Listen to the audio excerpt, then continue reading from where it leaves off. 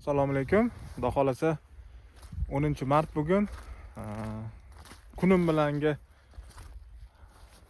qor bergan edi, alhamdulillah. Xudo xolasa qor yo'q. Mana ko'rib turishingiz mumkin. Demak, qishloq xo'jaligi sohamizga xudo xolasa Alloh taoloning marhamati bilan sinov keldi. Xudo xolasa yaxshi o'tib olamiz degan umiddamiz, chunki ko'pchilikka rizqi bor soha, ishlab chiqarish sohasi. Nasib bo'lsa, Alloh marhamati bilan yaxshi o'tib olishimiz kerak, xudo xolasa. Va endi respublika miqyosida ko'p tashkilotlar, qishloq xo'jaligiga yaqin har bir fuqarolar nima qilishyaptiki, mevani saqlab qolishga bor fokusini qaratishyapti. O'rtoqlar, bitta narsani bilishimiz kerak.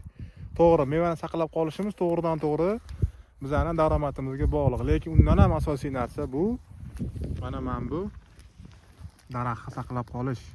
Mana shu daraxt saqlab qolishimiz eng muhim ishlarimizdan biri hisoblanadi. Xo'p, demak, sovuqlardan keyin, endi 2-3 kunlik sovuqlardan keyin daraxtlar qattiq stressga tushadi. Qattiq stressga tushish natijasida bor hosillar ham kerak bo'lsa daraxt to'kib yuborishi mumkin, chunki stress bu yomon narsa, daraxtlarda ham bo'ladi. Endi bog'bon akalarimiz, fermerlarimiz nima qilish kerak bo'ladi? Sovuqlar o'tib bo'lgandan keyin birinchi o'rinda qilishi kerak bo'lgan asosiy ish, agar daraxtlari ya'ni barg chiqarish bosqichiga kelgan bo'lsa yoki gullab bo'lgan bo'lsa, ikkita jarayonda ish qilish kerak. Birinchisi, agar shu holatga kelib bo'lgan bo'lsa, masalan, olma daraxt haqida gaplashamiz biz. Shu holatga kelib bo'lgan bo'lsa, misli preparatlarni, masalan, bunga kirishi mumkin misli xlorli oksidi, mis sulfati yoki mis gidroksidi, shunga o'xshagan har xil fungitsidlar bo'lishi mumkin. Ularni kam dozada sepish kerak. Kam doza birinchi etabi bu. Maqsad nima? Tushuntiraman. Maqsad daraxtni ichiga, ya'ni mikrotrishinalar orqali daraxt ichiga har xil zamburug'lar, bakteriyalar, har xil kasalliklar kirib oladi. Ularni imkon qadar biz daraxt himoya qilish haqida gaplashamiz. Ya'ni shu himoya qilish uchun birinchi etapda misli fungitsidlardan foydalanishimiz kerak. Past dozada, eng past dozada foydalansak bo'ladi.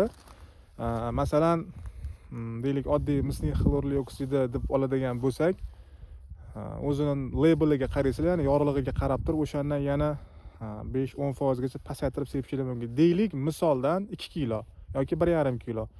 2 kilo doza bergan bo'lsa, masalan, 1,5 kilo berishingiz mumkin. 1,5 kilo bergan bo'lsa, 1 kilo berishingiz mumkin. Xullas, dozani, ya'ni o'zidagi yorliqqa qarab turib qaror qabul qilasizlar. Bunaqa joyda radikalni qaror qabul qila olmaymiz. Shuning uchun pasaytiribroq dozada berasizlar. Bu birinchi etabi ketdi. Misli preparatlar bilan shu barg chiqarmoqchi bo'lgan, ya'ni mikrotrishinalar orqali ular ichkariga kirib, daraxtni endi oddiyroq tushuntiraman, men so'ki divizionasiga tushib olish kerak bo'ladi. Bu birinchi etabi. Ikkinchisi, bor degan mikroelement bor, bilasizlar, bor bor. Va har xil aminokislotalar bor. Masalan, aminokislotalar kirishi mumkin izobion, zaberaminol va shunga o'xshagan boshqa preparatlar kirishi mumkin. Ya'ni shu ikkalasini sepasizlar keyin ikkinchi etapda bu. Birinchisi ketdi, misli preparat bilan ishladik. Ikkinchisi aminokislota plus bor. Ilojisi bo'lsa, xelatlangan NPKlardan foydalanishingiz mumkin bo'ladi. Nimaga aytyapman? Ya'ni bu stressni maksimal darajada kamaytirish, daraxtga bor hosilini, qolgan hosilni saqlab qolish. Ikkinchisini aytdim. Va uchinchisi, sistemali fungitsidlardan foydalanishimiz kerak bo'ladi. Yuqorida birinchisini sepdik, ikkinchisi yana navbat bilan tushib qolyapmiz, e'tibor beryapsizlar. Sistemali fungitsidlar, masalan, bo'lishi mumkin triazollar guruhiga oid. Endi triazollar deb murakkablashtirmayman ishni. Sistemali fungitsidlarga birinchisi, masalan, danali mevalar uchun eng bizga hammaga tanish bo'lgan Folikur, masalan, sepishimiz mumkin. Keyin skor sepishimiz mumkin, difenokonazol, tibinokonazol, keyin xorus masalan sepishimiz mumkin, sipradinil, shunga o'xshagan boshqa fungitsidlarni, sistemali fungitsidlarni sepishimiz kerak bo'ladi albatta.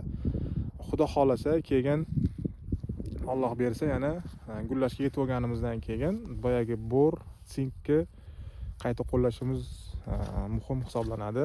Shuning uchun e'tibor beringlar. Bizaga 3 kunlik oldinimizdagi 3 kundagi sovuq bilan hosillarni saqlab qolishimiz sal mushkulroq bo'lishi mumkin, balki yordam berar. Lekin biz uchun, bog'bon fermerlar uchun, bog'bonlar uchun asosiy narsa, esingizda bo'lsin, asosiy narsa daraxtni saqlab qolish. Masalan, hosil saqlab qola olmadik, Xudo saqlasin, lekin daraxt ham o'ldirib qo'ymasligimiz kerak. Nimaga? Sababi daraxt bizaga 10 yil, kerak bo'lsa 15 yil bizaga pul keltiradigan asosiy vosita hisoblanadi. Shuning uchun daraxtimiz o'g'rib ketdi, nimadir bo'ldi deb tushkunlikka tushmay daraxt saqlab qolishga harakat qilinglar. Bu birinchi etapdagi narsalar. Masalan, video qilishim mumkin edi. Men ham daraxt saqlab qolish uchun boshqacha har xil yo'llari bor edi, lekin katta sovuqlar oldida, baribir tabiatda oldida biz ojizmiz. Endi maksimalni sababini qilishimiz kerak. Birinchi sababi o'sha hal etganimdek ushur masalasi. Ushurni bermaydingizmi? Butun bog'ingiz atrofiga tutun yoqib, olov yoqib, ustini yopib qo'ysangiz ham saqlab qolmaydi. Bu aniq narsa. Ushur berasiz, ilmiy yondashasiz, o'sha har xil o'sha ilmiy ishlab chiqarilgan agrotexnik tadbirlarni qilasiz va duo qilasiz. Qolgani parallelni bo'lib ketaveradi. Shuning uchun asosiy masala bog'larda saqlab qola olsak hosil, albatta agar undan keyin ham qisman hosilimiz qoladigan bo'lsa, daraxtni saqlab qolishimiz bu eng muhim etap. Sog' bo'linglar, salomat bo'linglar.